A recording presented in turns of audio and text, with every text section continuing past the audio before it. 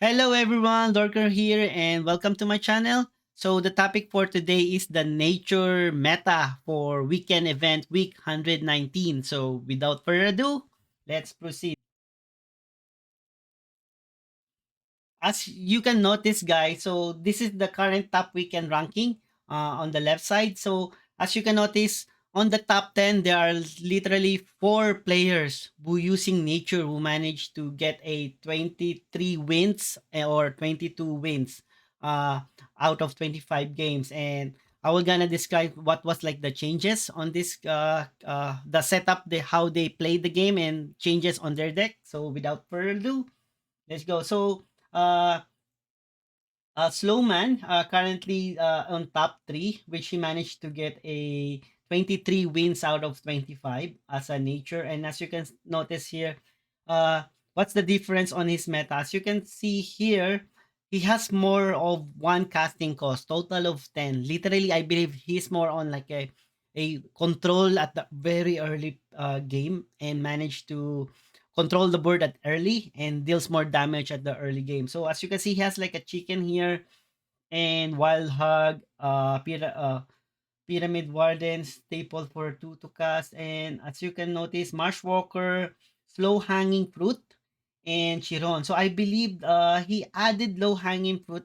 I believe it's like to control because when you're fighting versus nature or versus with nature or versus with war, typically when you there will be a creature trade, and technically, for example, your opponent attack your creature died, his opponents will have one health typically, and your advantage to kill those one with a benefit is like using a low hanging fruit. So, for example, if I attack something, he has a treaty, I attack him and still has one remaining life. This is like your opportunity to destroy that one. And FYI, additional bonus, you get a vibrant, a 1/1 creature where give you +1/+1. So I think this is become like a his additional damage in case of more on-board control. And as you can see, the vibrant fruit gives +1/+1 and good for Mash Walker and good for your other creature. He's using one Fey Flame Blade here for control, Pyramid Warden. Uh, Based on these two casting costs, it does not have any Jaguar or Skeleton Heavy. Typically, his 2/2 creature are Pyramid Warden only.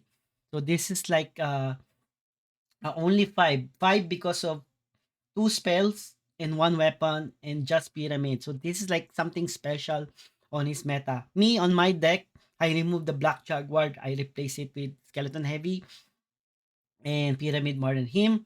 He only has five.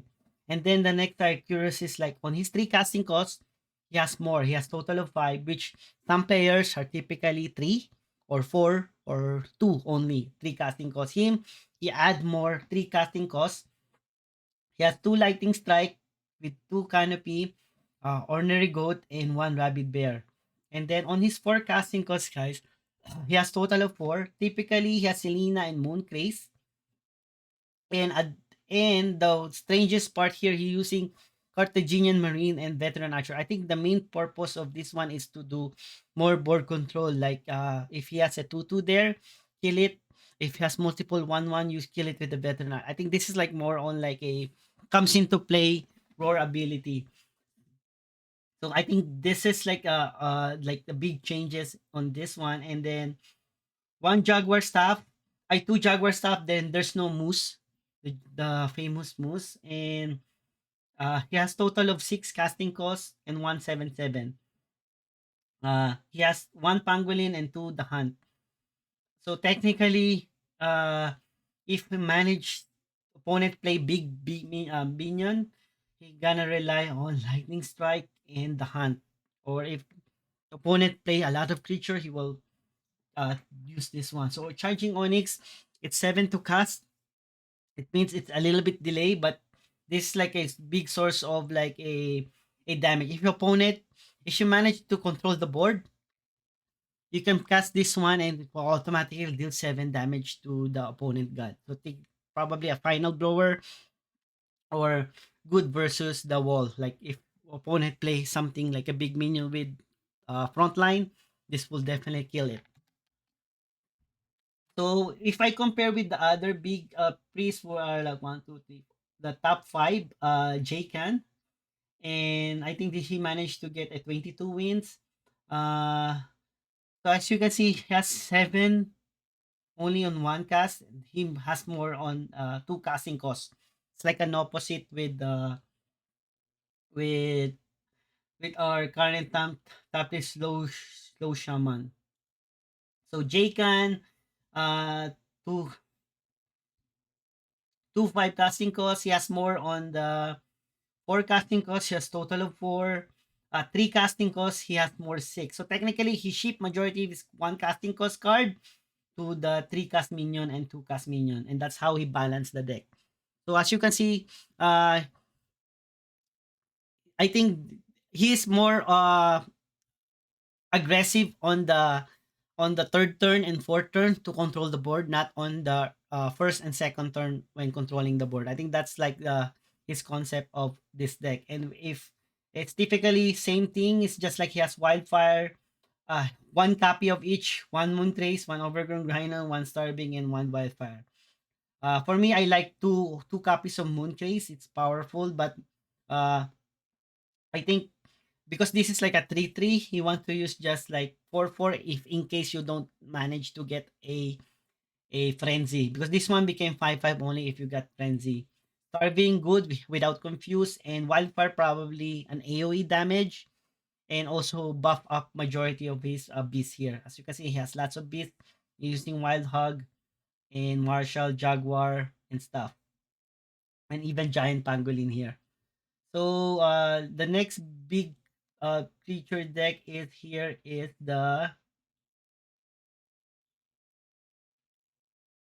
by Jeffrey Yaraki. I think he managed to get 22 wins out of 25.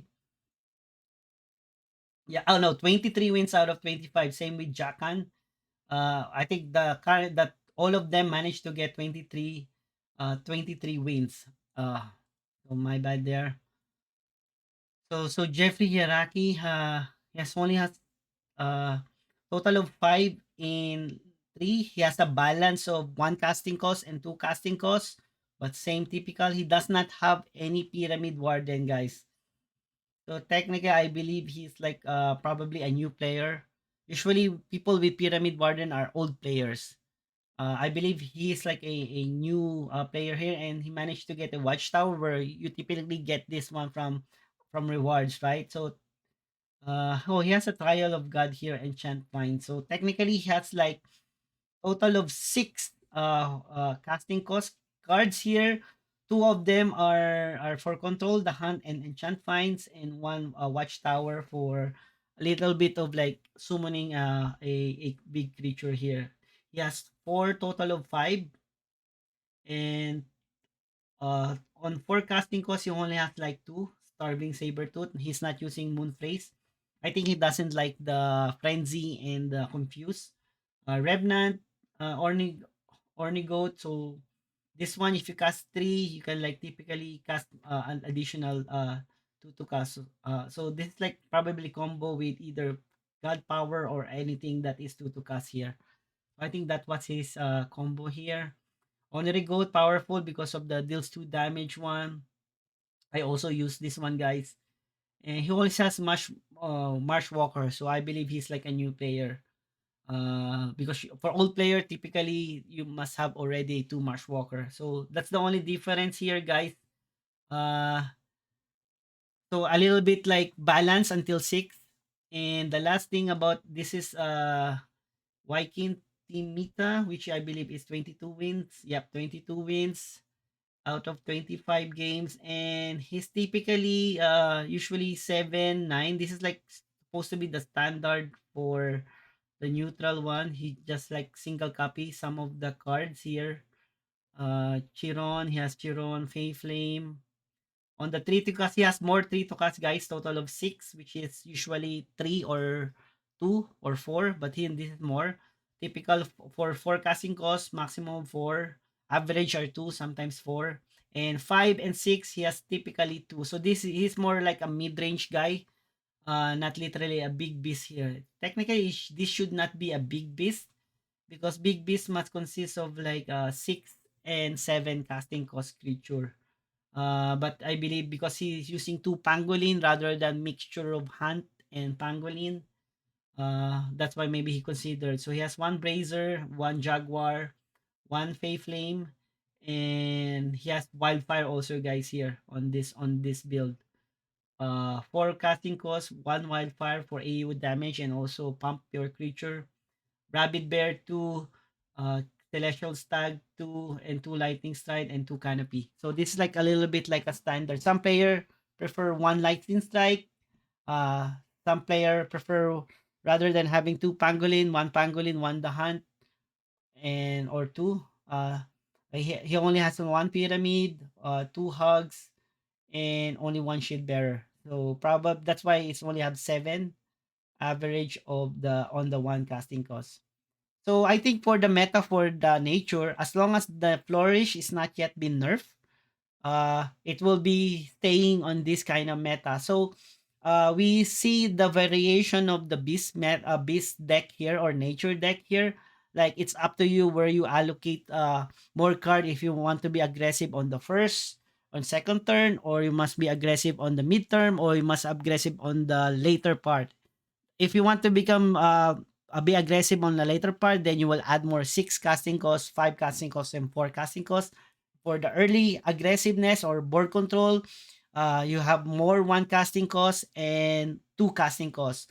3 to casting cost usually is like if you want to transition from faster to a little bit like slower but tougher, and that's why. But some players they invest a lot on three, especially on this deck by Wykin, and then slowly transition to late game for 4 and 5 and 6. So as you can notice, there's a variation, and the only uh, disadvantage of nature compared with the other is they have confused and their random spells literally you cannot get like even though it's like 50%, who knows your luck is sometimes your if the lightning strike and there's three creatures supposed to be 33%, it still managed to hit the your desired target. It's literally in my experience playing this one, if you're lucky, especially on confuse and with the random spell, you will be you will get more reward on that one because the